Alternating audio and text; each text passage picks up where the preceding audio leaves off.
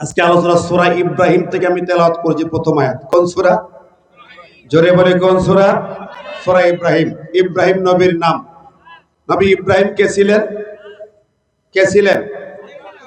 জোরে বলেন। এখনো আছেন না নাই? উনি আগে ছিলেন, এখন নাই, তাই না? কারণ 16 বছরে তো জাতির পিতা আরেকজন ছিল। জাতির আব্বা কে ছিলেন? আল্লাহ বললেন মিল্লাতা আবিকুম ইব্রাহিম হুয়া সাম্মাকুমুল মুসলিমিন।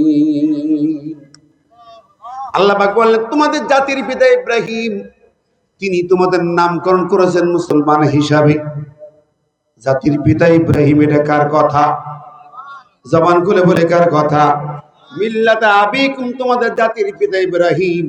এখন বলেন 16 বছর যারা অন্য নামে জিকির করলেন, তারা পড়লেন মিল্লাতা আবিকুম মুজিবুর রহমান। কথা কন। কোরআনের আয়াতকে পরিবর্তন করা, আল্লাহর নীতি পরিবর্তন করা, মুসলিম জাতির পিতার নাম পরিবর্তন যারা করলেন তারা কি মুসলমান না বেঈমান? জোরে বলেন। কোরআন কারীমের একটি শব্দ, একটি নীতি নয়, একটি অক্ষর চেঞ্জ করলে কাফের হয়ে যায়। একটি অক্ষর চেঞ্জ করার অধিকার নাই, একটি নীতিমালা চেঞ্জ করার অধিকার নাই। চেঞ্জ করে ফেললে কত কিছু করলে। এখন বলেন, আমাদের মতো চারিপাশে আমাদের বহু ভাইরা আছেন যারা শিক্ষক, স্কুল কলেজ মাদ্রাসার শিক্ষক, তারা ব্যানার ঝোলাইয়া জাতির আব্বা বলে জিকির করছে, করে নাই? ছবি ঝোলাইছে জাতির জনক নাম দিয়া। যারা এটা সাপোর্ট করলেন, ইচ্ছাই হোক অনিচ্ছাই হোক, অফিসিয়ালি হোক নন অফিসিয়ালি হোক, যারা জাতির পিতা বললেন ওই লোকটারে, তাদের কি ঈমান আছে? যত বড় মাস্টার হন, শিক্ষক হন, আলেম হন, আল্লাহ নবী ইব্রাহিম জাতির পিতাটা চেঞ্জ করি আর একজনকে একসেপ্ট করা, জবান দিয়ে বলা, তার ঈমান ধ্বংস করে দেয়। ঠিক না? ঠিক। আমার ভাই বন্ধুরা, এরকম তো বহু মাদ্রাসাগুলো, হুজুররা, সুপাররা, প্রিন্সিপালরাও আল্লাহর আদালতে কৈফিয়ত দিতে পারবে না। দুনিয়ায় হাঙ্গি মাঙ্গি গাইয়া চলে যাবেন, চাপে ছিলাম, এই ছিলাম, সেই ছিলাম, মিয়া চাকরি নাই করতে তুমি আল্লাহর নীতিমালার বিরুদ্ধে কেন অবস্থান নিয়েছ? যে নবী ইব্রাহিম তোমার নামকরণ সাম্মাকুমুল মুসলিমিন, তুমি মুসলিম এর ডকুমেন্টস তো তিনি এটাকে নামকরণ করেছেন, তুমি ভুলে গেলে? আমার ভাইরা বন্ধুরা আমার, একটা জায়গায় নয়, ওদের ইতিহাস আমাদের জানা। কিন্তু আপনি বলবেন আমি বাধ্য হয়েছিলাম না, একথা বলার সুযোগ নেই। বহু লোক তো চাকরি হারিয়েছেন, চাকরি ছেড়ে দিয়েছেন। এখন তওবা করেন, খালেস তওবা বাঁচতে যদি হয়, ঠিক না? ঠিক। কঠিন ভাবে তওবা করেন, তা না হলে উপায় নাই, রেহাই নাই। ও ভাইরা আমার, আল্লামা সাইদি সাহেব হুজুর কি কোনো অন্যায়ের সাথে আপন করেছিলেন? আপোষ করেছিলেন? কথা বলেন। তিনি জীবন দিলেন, রক্ত দিলেন, মেডিকেল ক্লিনিং করে তাকে হত্যা করা হয়েছে, তবুও তাদের সাথে আপোষ হয়েছিল? জোরে বলেন।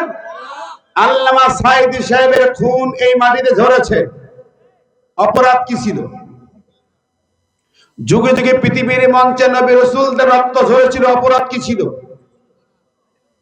অপরাধ কি দেখেন, আমার আল্লাহ রাব্বুল আলামিন বললেন সূরা হজ্জের 72 নম্বর আয়াতে আল্লাহ পাক বলে দিলেন, শুনেন, وَإِذَا تُتْلَى عَلَيْهِمْ آيَاتُنَا بَيِّنَاتٍ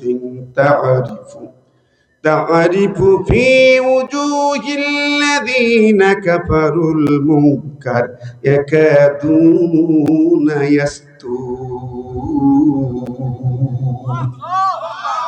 يكادون يستون بالذين يتلون عليهم آياتنا আল্লাহ বলছেন, যখন তাদের সামনে আমার এই আয়াত তেলাওয়াত করে করে শোনানো হয়, আমার কালাম, আমার বিধান তেলাওয়াত করে শোনানো হয়, বর্ণনা করা হয়, তারিফু, তুমি চিনতে পারবে, ফি উজুহিল্লাযিনা কাফারুল মুনকার, ওই কাফেরদের চেহারা দেখবে কালো হয়ে যাবে, ফ্যাকাশে হয়ে যাবে, মুখটা ফ্যাকাশে হয়ে যাবে, চেহারা পরিবর্তন হয়ে যাবে।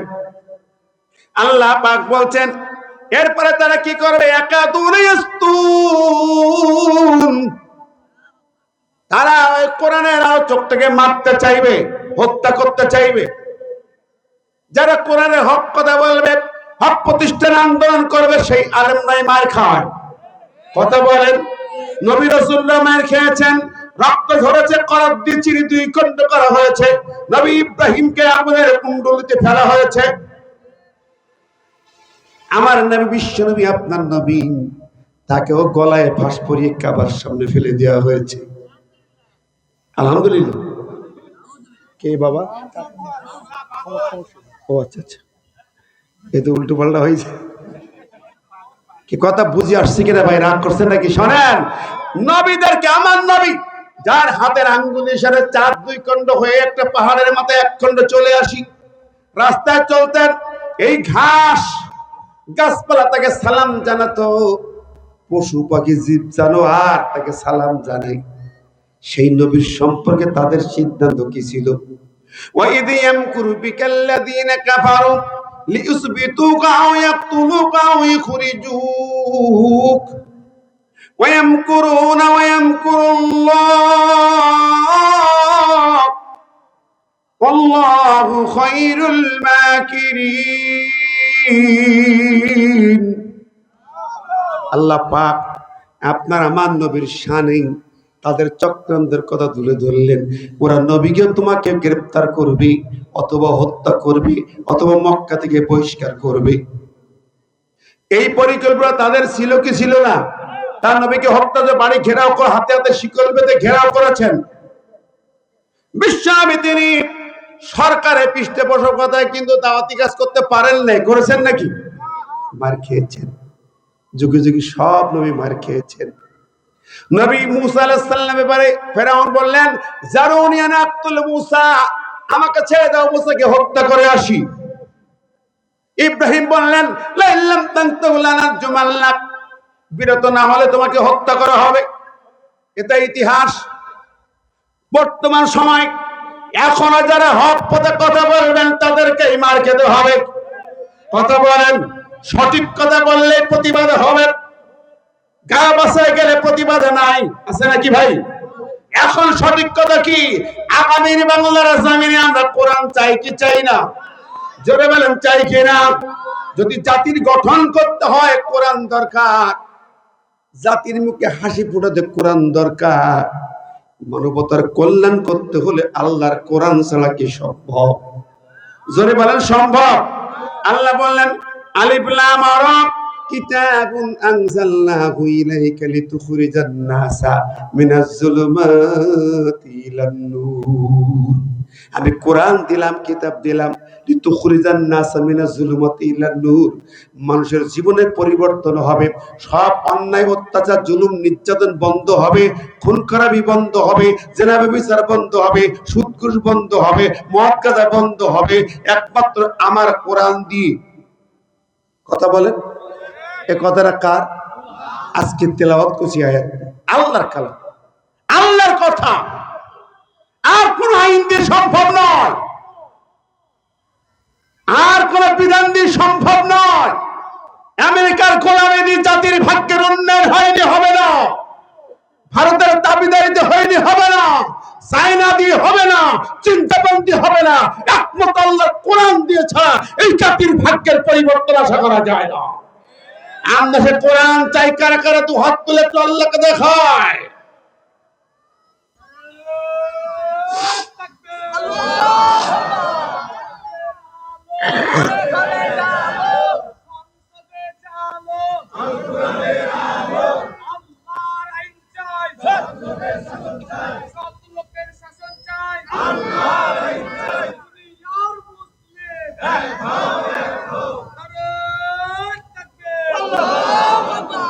আমার ভাই ও বন্ধুরা, দেখেন আমরা এখানে বসেছি, কোরআন কারীমের যে কথাটা শুনছি, আয়াতটা আল্লাহ পাক বলে, কোরআন দিলাম, অন্যায় অসত্য বন্ধ হবে, ন্যায় সত্যের আলো প্রস্ফুটিত হবে। কথাটা কার?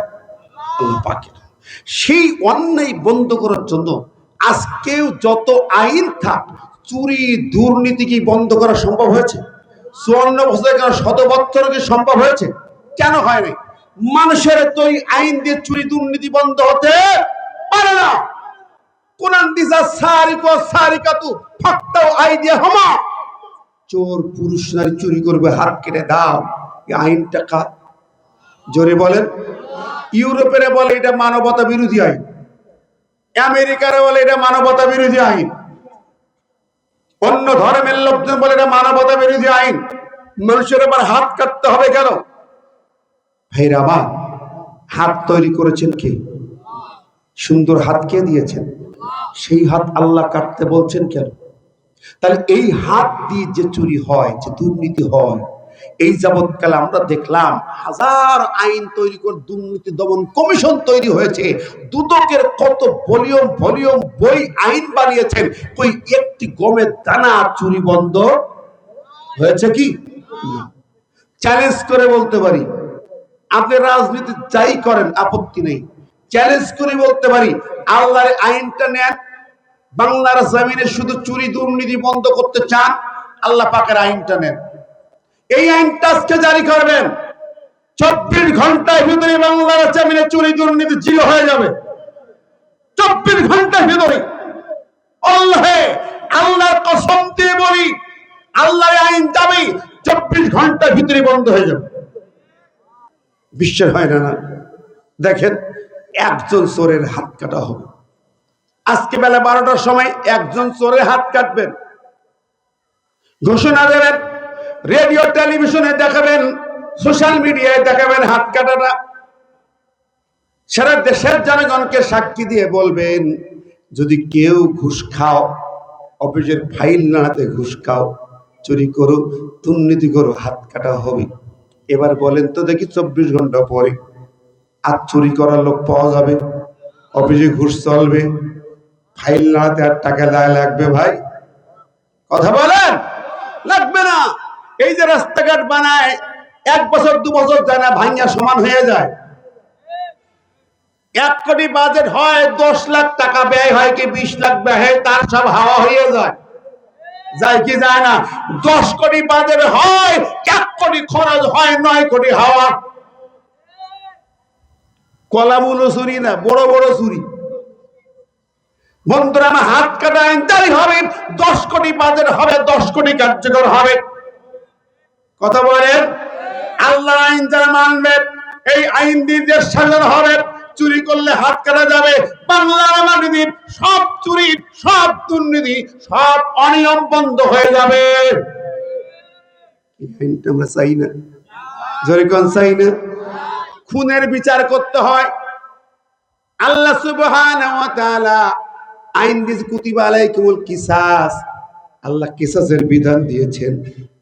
আমি আরেকটা আয়াত তেলাওয়াত করছিলাম, যদি ওই আয়াতে যে সূরা বাকারার আয়াত, কুল হাবিতু মিনহা জামিআ, আল্লাহ পাক জান্নাত থেকে আদম আর হাওয়াকে বের করার সময় বলেন, যাও চলে যাও, ফাইম্মায়াতিয়ান্নাকুম মিননি হুদান ফামান তাবিআ হুদায়া ফালা খাউফুন আলাইহিম ওয়ালা হুম ইয়াহজানুন।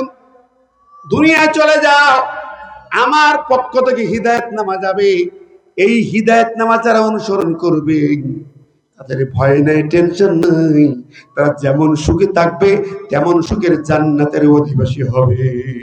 জোরে বলেন সুবহানাল্লাহ। এই কোরআন সেই মানুষ তৈরি করে